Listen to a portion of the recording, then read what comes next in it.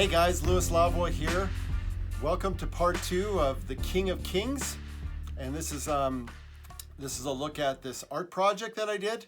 So I'm pretty excited to get into this part. We're going to look at all the kingdoms throughout history. We're going to focus on kingdoms that kind of carried forth a story, a narrative. You can understand history way easier. It's going to look like dominoes that one domino affects the next domino as it falls down. Because this mural is about a king, that king being Jesus, we're going to look at it as his story. So that's how we're going to look at history, his story. There's two parts to how this is going to unfold. And the BC and the AD. So if you're like a baby boomer like myself, BC kind of meant before Christ, and AD kind of meant after death, after Jesus' death. And you'll see that these kingdoms changed after his death. Okay, so the first kingdoms that we're going to look at, I call it the ancient kingdoms. So these ancient kingdoms are like Sumeran and Akkad kingdoms. Okay, so I'm going to apologize in advance if I mispronounce any words. So bear with me. I butcher my own name, and I'll put them up so you can see what I'm actually saying. The kingdom of Sumar, where you have like Sargon the Great and Hammurabi, King Hammurabi. I'm also going to use the word kingdom. So when we enter into things that are like more dynasty related, I'll be using the words like kingdoms. When we're going to be using words like government, I'll be using the word kingdoms. I just feel that this is a study of kingdoms. Kings that have dumbs behind them. So a kingdom, I really believe, is the idea behind the king. So these kings, like the kingdom of Akkad, would have been around at this time. The next kingdom to come along was the Egyptian kingdom. Under the great pharaohs, they held vast territories and they left magnificent monuments that are still some of the greatest mysteries to this day. These monuments, like the pyramids, have astrological alignments with the universe. But what's interesting, you go inside the pyramids, you're not going to find blueprints of the universe and the rotations of the sun and the moon. What you find is these pyramids are like tombs, and you'll find like mummies and their possessions and stuff like that. So it's very interesting in the sense that we do not have a clue what they were trying to tell us by building these pyramids. We don't even know if they built them. Maybe they found them. They were nomadic people that discovered the pyramids, and they said, hey, let's build our houses around this stuff. We don't know anything about the pyramids and much of Egypt. Some of our greatest engineers are still trying to figure out how to build them. If you look at the Bible has a lot of Egypt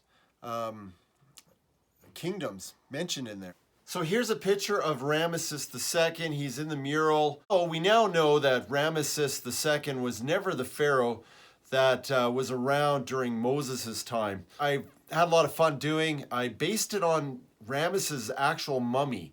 A pose in the same pose that Yul Brynner posed in the Ten Commandments.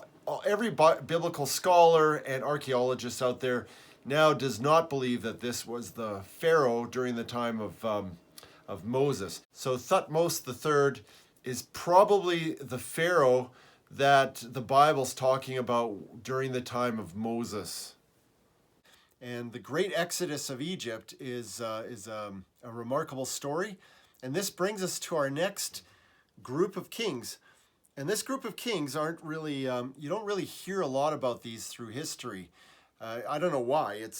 I think this is a very fascinating group of kings, and their kingdom is extremely cool and fascinating. We should be teaching this in school.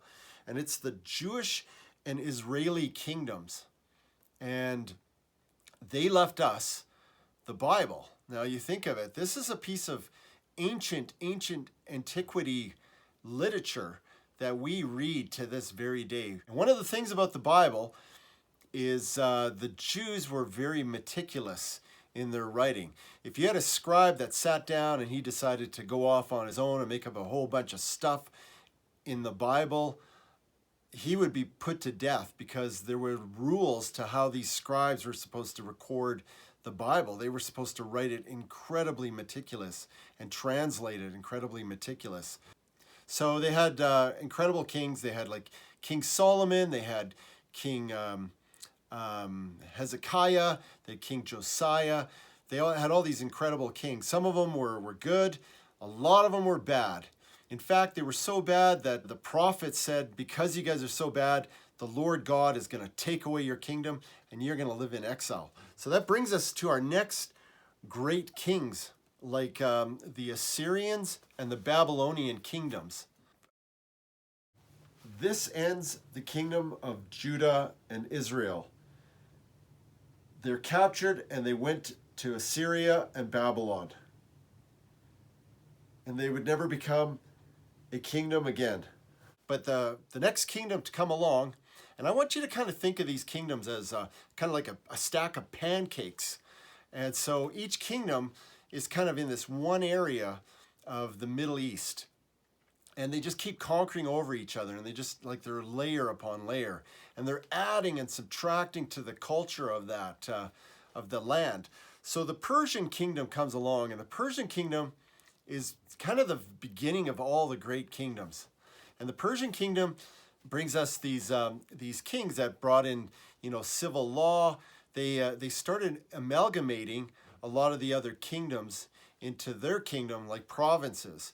And they would allow these kings to still reign and rule over their smaller kingdoms, but now they were part of a much bigger kingdom, like the Persian kingdoms. And they left us incredible roads. They invented coins so they can do commerce. Now when you're trading bits of gold, a coin is much easier to measure as a precious metal than an ingot of gold. So the Persians they started leaving stuff for the next kingdom that would take over that kingdom. The next kingdom to come along to take over Persia would be the Greeks. And so the Greeks took everything that the Persians had. They adopted the coin system. They used their roads. Everything a lot of their gods get assimilated into the Greek gods. But the Greeks brought us way more. So they bring us the level of their pancake would be covered in syrup and butter and be just very tasty. And they would bring us art and culture, like Greek culture. Not that Greek culture, but Greek. Like, it would bring us stories. They'd bring us theater. They would bring us and all this stuff. All their Greek culture was tied into their belief in their gods that they worshipped. And so, and they would also do the Olympic Games. That's something we still do to this day. But that had more to do with a religious festival than it was to do with just having games. The next kingdom to come along from the Greek kingdom would be the Roman kingdom. And the Roman kingdom did really well as they perfected the Greek culture. And they took everything that was Greek and they made it their own. They changed the names of the gods. They changed some of their philosophies. And made it their own, and they basically became the best of the Greeks. In fact, one of the things the Romans adopted really well was the idea of democracy, because the Greeks kind of invented this idea of democracy where everybody has a vote, and it's a way to make people kind of like feel like they're involved in their government. And so when the Romans came along, the Romans already had kings in place. They decided to kill all their kings. I mean, I'm sure the kings didn't like any of this. So now they're all dead, and they set up like a government, a senate, and they were going to run more like a democracy. And along comes Julius Caesar many years later, and he starts to align himself more or less like a ruler that looks like a king. He even has a child with Cleopatra, who's she's a Greek queen, and the two of them have a child together. And this stuff starts to really make the Senate extremely nervous. So they have him killed. They have Julius Caesar killed, and they have him stabbed. And they don't have him stabbed. They all participate in stabbing him. Once he was dead, the populace, the people, they demanded, somebody hold these people accountable. Who killed Julius Caesar? And so along comes Octavian, and who later on becomes Augustus. And Octavian goes and catches all these the conspirators that had Julius Caesar killed, and they are all put to death. So now the government's completely like being run by this guy Octavian, and he becomes Augustus Caesar. And it's like he says to the people, he says, I will be your Caesar. It's like everybody's saying, our Caesar's dead, our beautiful man, Caesar is dead, right? And Caesar didn't mean anything, it was just the guy's name. And so Augustus comes along and says, I will be your Caesar. And this is where the word Caesar starts to take shape. Everybody to come after that claims the name Caesar. Now, what's interesting about Augustus Caesar, he's the first Caesar of Rome, and Augustus Caesar, it's during his lifetime that Jesus of Nazareth is born in Bethlehem. So we have the baby Jesus. After Augustus Caesar dies, we have Tiberius. So when Tiberius comes in, he succeeds Augustus. That's when you hear about Jesus' death. And when they talk about we have no king but Caesar, when the Jews are yelling this about having Jesus crucified, that king but Caesar, they're talking about Tiberius. And so they're saying we have no king but Caesar. They're saying we have the only king we worship or honor is Tiberius. And so when Jesus dies, he dies under the rule of Tiberius. Okay, so Jesus is crucified, and Rome is now doomed. It's lived 400 years in the BC era, the BC kingdoms, and now it's going to enter into the AD kingdom. And the way I kind of look at this is the first portion of this, the BC kings were establishing the framework, the hardware. So if you think of this as a computer, so the computer's made now, and it's made through culture and all the things the BC kings were doing to establish it. Now the software is about to come into play, and this gets really exciting, and it's very controversial.